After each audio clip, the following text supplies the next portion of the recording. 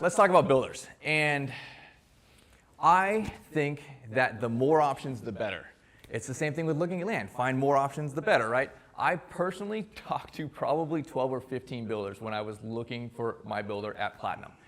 And of those, say 12, maybe 6 of them were interested. It fit their wheelhouse. My project was not a small project. Some of them were like, no, I don't do that. That's too much. There's too much, earthwork and all that kind of stuff. And so perhaps out of that 12, I was left with 6 who were really interested in it.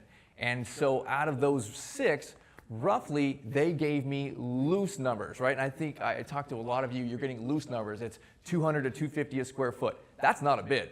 They're just guesstimating, right? If you get someone guesstimating 300 to 400, again, like none of these are real numbers at this point. You're trying to, at this point, just continue to narrow the funnel from 12 to 6 to 2 to 3, right? Let's get to 2 to 3 where you can actually spend the time with them and have Chris involved in this stage where they can actually, instead of giving you 200 to 250 a square foot, I want you to take our plans, Platinum's plans, and say, here it is. You literally have in your binder all of our subs bids. Every single number that we use, this is what it is. And we didn't start with those numbers. We'll talk about value engineering here in a little bit, but we started with numbers much higher and then worked our way down to those numbers. And so I want you to find 2 to 3 builders that you relate with, you feel are trustworthy, they have good experience, and then they will go out and get bids for those. And it's no joke, it's at least a month for them to talk to 20 to 25 different subs and get all of our plans, and it might not be your plans yet, it might be Platinum's plans at that point, but this is still close enough that they can go and they can take, here's my sheetrock guy, here's my concrete guy, here's all these things, right? Well, let's get all those numbers out and you get it back. And that's just really your first round of stuff. And really you're trying to get to a place where you can go from 12 to 6 to 2 to 3, and then get to a place where like, you know what, I know this is my guy, right? I know this person, his bids, they're still a little high. I know we can get it from 2 million to 1.7 or something like that. There's room in here. There's some margins on some of these subs that are just like, that's way higher than what Brett got at Platinum. I know we can make this better. But you at least are narrowing it down to 1 to 2 builders where you can be like, okay, I believe in this guy and this guy, right? We're going to see where we end up at the bottom line because they still have to get interviewed by the bank and all those kind of stuff we'll talk about here in just a minute. So really going down this funnel, right? 12, 6, 2 to 3, till you get to 1 builder. I want you to pick your 1 builder. I guess step 4, I can't read these things.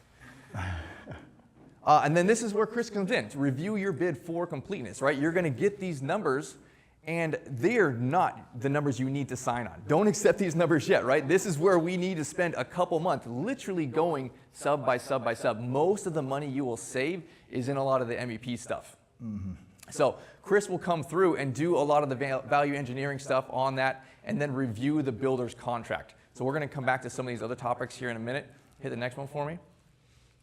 As you're picking these builders, right, their experience is really important. Do they have residential experience? Do they have commercial experience? There's a wide variety between those two things, right?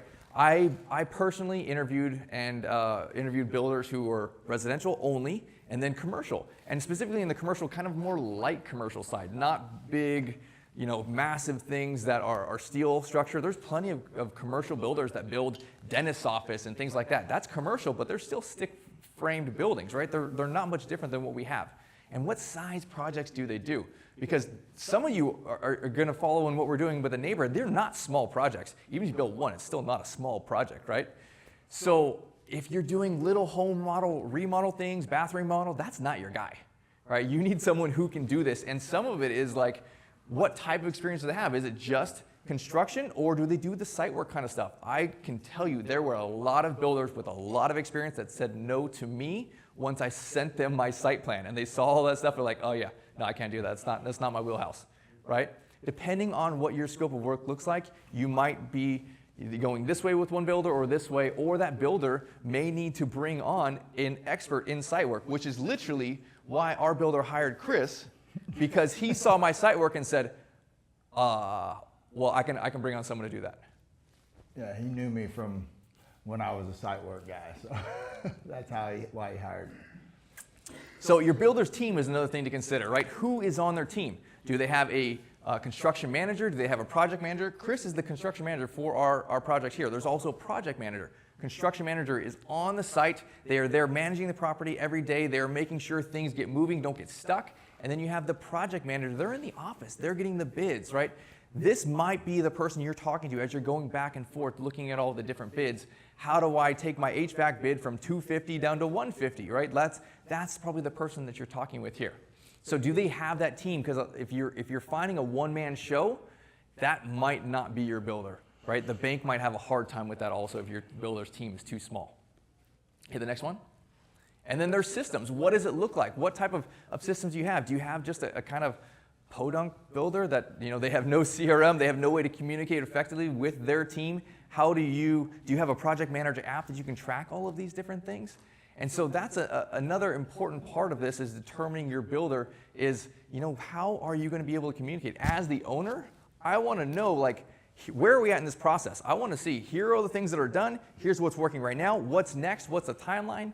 If there's no systems for communication on this stuff, then I feel out of the loop as the owner, and I want to know, how does this look? How are you going to communicate to me? Are you going to answer my phone calls? That pisses me off when my builder doesn't answer my phone calls, right? Like, what are you? I'll ask you right up front.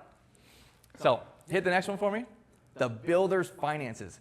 Shep's team at Live Oak, they call and they interview the builder. He actually has to send his tax returns to them. He has to send all of his projects to them. What are they working on now? What are their past experiences? What do their numbers look like? What do their team look like?